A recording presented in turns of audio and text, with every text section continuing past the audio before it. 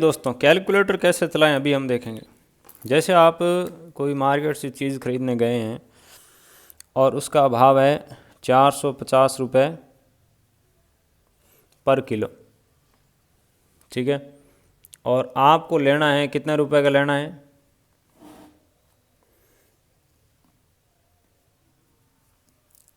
आपको केवल लेना है 50 रुपये का। तो 50 रुपये का कितना आएगा, इसका हिसाब कैसे करें। तो बिल्कुल सिंपल है। कैलकुलेटर में देखिए एक ये आपका एसी बटन है, एसी बटन के ऊपर ही ऑन लिखा हुआ है, यानी इस बटन को आप दबाएंगे तो ऑन हो जाएगा। एसी बटन का हम कब यूज़ करेंगे, जब सारा डिलीट करना है। सी का कब यूज़ करेंगे, जब जो लिखी हुई लाइन है केवल वो डिलीट करना है। और ये आपका ऑफ बटन है, ऑफ दबाते ही ऑफ हो जाएगा। कुछ कैलकुलेटर में ऑफ लिखा हुआ नहीं रहता, वो ऑटोमेटिक ऑफ होते हैं। तो हमें क्या करना है, कितने रुपए का लेना है, 50 का। भाव क्या है, 450 का। तो 50 में हम भाग 450 करके बराबर चिन्ह दबाएंगे, यहाँ बराबर है। तो आपका कितना आ जाएगा, यह जो वैल्यू आ रही है किस में आ रही है, आपकी ग्राम में आ रही है।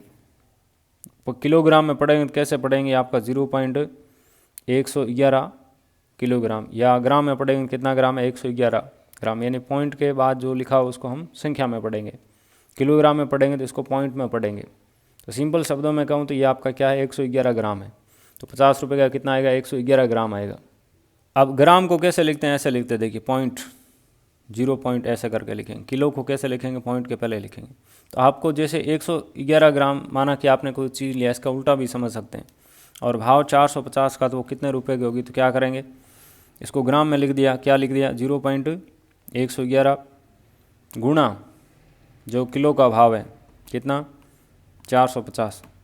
तो कितना आ जाएगा 49.99 यानी 50, ठीक है। क्योंकि यह कुछ बार पॉइंट में अप्रोक्सीमेट इसको लेना पड़ता है। अप्रोक्सीमेट यानी यदि आपका पॉइंट के बाद 9 से वैल्यू ज़्यादा है, 5 से ज़्यादा है, 5 से बड़ी है, यानी यहाँ 9 है जो कि 5 से बड़ा है, मैं ये कहना चाह रहा हूँ। तो आगे +1 कर देंगे, 49 + 1 कितना आ जाएगा, 50 आ जाएगा, ठीक है। समझ गए, पॉइंट क्लियर है।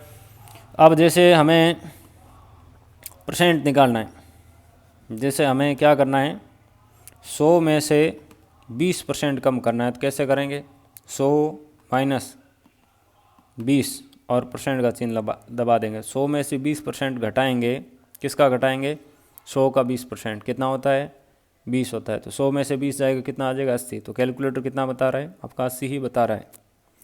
समझ गए। अब जैसे आपको 10,000 रुपये का 12% निकालना है, तो ये मैंने 10,000 लिख दिया, गुणा 12 और परसेंट कितना होता है, 1200 रुपया होता है। जैसे हमें